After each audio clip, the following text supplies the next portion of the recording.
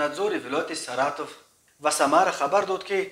کارمندانش در فرودگاه گاگارین شهر ساراتوف روز 19 مای تا 31 آگوست 1104 اولت کوشش به قلمرو ساراتوف وارد کردن محصولات تحت کرانتین را پیشگیری و از مسافرانی که از تاجیکستان و ازبکستان می آمدند در مجموع بیش از 12 تن محصولات را مصادره کردند.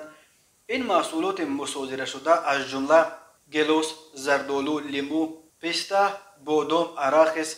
دانه زردالو و چهارمغز را در بر می گرفت. روسل خوزندزور گفت هنوز 16 اپریل سال 2012 این اداره وارد برخی محصولات غذایی از تاجیکستان و ازبکستان و آذربایجان را محدود کرده است و از 5 مارس سال 2019 وارد کردن تنها تا 5 کیلو میوه و سبزیجات و میوه خشک را از ازبکستان اجازه داده است. در خبر گفته می شود که همه 12 تن محصولات از مسافران تاجیک و ازبک مصادره شده را در ساراتوف نابود کردند.